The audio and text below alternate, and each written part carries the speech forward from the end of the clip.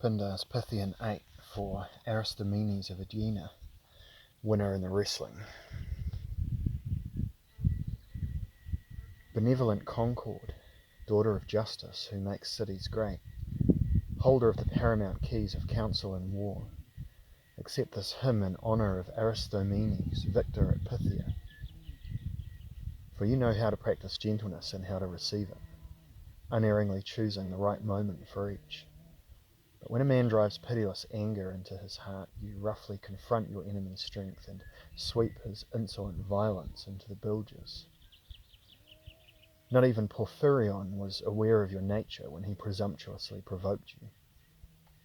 Gain is most prized when one has it from the house of a willing donor, but violence overthrows a man in the end, however loud he boasts.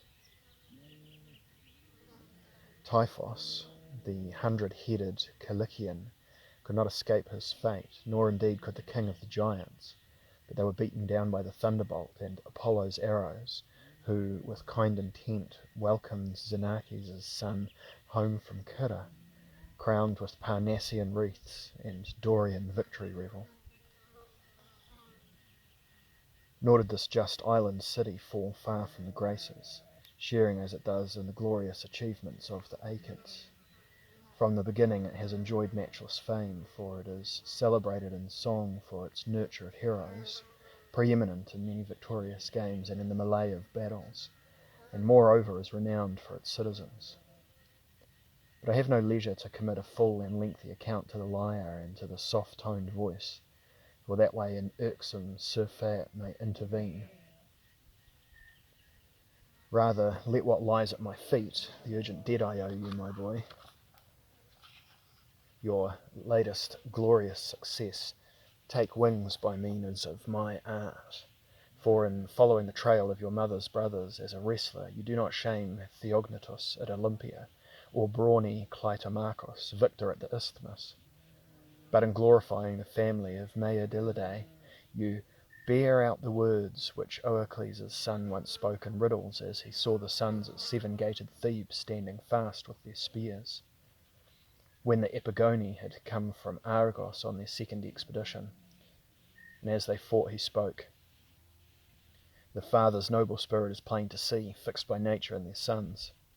I can clearly make out the speckled snake on Alcman's flashing shield as he brandishes it in the forefront by Cadmus's gates. And he who suffered in a former disaster, the hero Adrastus, now encounters news of a better omen, though in his own home his fortune will be reversed. For alone of the Danaan army he will gather up his dead son's bones, but by the will of the gods will return to the wide streets of Abas with his company unharmed." So spoke Amphiaraus, and I too am glad to throw garlands at Alcman, and to rain hymns upon him, because he is my neighbour and guardian of my wealth, and came to meet me on my way to the navel stone of the earth, celebrated in song, and made use of his prophetic hereditary skills. And you, far-shooter, who rule over your famous temple in the dales of Pytho, where all are welcomed, it was there you granted him the greatest source of joy, and formerly at his home, at your joint festival, you brought him the longed-for gift of the pentathlon. Lord, I pray that you will, with favourable mind and in spirit of amity, look upon every step of my journey. Next to the sweetly singing revel band, justice has taken her stand.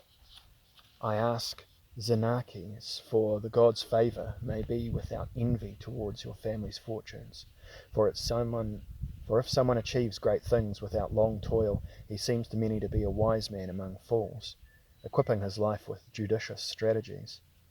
But these things do not lie with men. It is God who provides, now raising one man high, now thrusting another down under his hands. He goes down into the arena with an even hand. Aristomenes, you won the prize at Megara and in Marathon's Valley, and were 3 times victorious by your exertions at Hera's local games. On 4 bodies you sprang from above with hurt in mind. For them no homeward way was decreed at the Pythia happy as yours, nor did welcome laughter give rise to encompassing joy when they returned to their mothers, but shunning their enemies they slink home down alleyways, gnawed by failure. But the man to whom fate has granted some recent success flies up in great splendour on the wings of deeds of manly prowess, and his concerns are with more than riches. Men's pleasure swells in a brief space of time, and likewise falls to the ground, shaken by an adverse judgment. Creatures of a day! What is man? What is he not? He is the dream of a shadow. Yet when Zeus sent brightness comes, a brilliant light shines upon mankind, and their life is serene. Aegina, dear mother, protect this city on its freeborn voyage, aided by Zeus, King Aeacus, Peleus, noble Telamon, and Achilles.